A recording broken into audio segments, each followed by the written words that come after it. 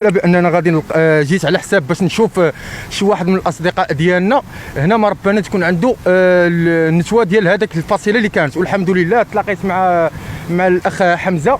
الاخ حمزه لقيت عنده الفصيله نفسها، ولكن بوبريصه كما تنقولوا حنايا. لقيت الانثى اي فوالا كيحملوا فوالا هذه منتشره ان شاء الله في المغرب، واللي حبها مرحبا به يتلاقى بنا نبيعوا ليه الوليدات ديالو داك الشيء ويربيها باحسن تربيه.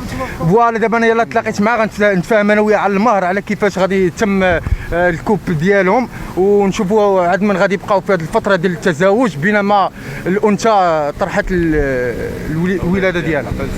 هذه دابا شي سيسمو انا مربيها وعزيزه عليا بزاف الصراحه. عندي معاه شي سطوارات زوينين بزاف، وانا دابا جيت ساعد حيت لقيت الصديق ديالي عنده ودابا هذا موسم التزاوج ديالهم ونشوفوا وليداتها، واللي بغى يربيهم مرحبا. كيفاش لقيتها؟ واحد النهار كنت داخل الكوزينه ديالنا وانا لقاها الفوق، لقيتها الفوق فوق الطناجر وداك الشيء، وانا نمشي وانا نشدها، شديتها مسكينه بدات كترعاد وهادي، وانا نقول الله ترى علاش ما نربيهاش.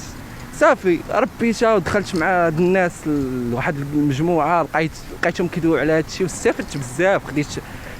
خديت واحد الاكسبيريونس من عندهم، والحمد لله دابا انا جيت سعيد. الحمد لله دابا الحمد لله الانتاج الحمد لله. وكنشكر هاد الناس اللي جاوا اليوم وحضروا معنا وكبروا بينا. الله لا يخطيكم. وكنبغي نقول الناس اللي كيستهزئوا كيقول لك حنا كنضحكوا، حنا ما كنضحكوا ما والو. علاش؟ هذه ماشي خلق الله، حتى هي خلق الله، حتى هي اي حاجه خلقها سيدي ربي، ولا راه عندها واحد الدور في الحياه. دونك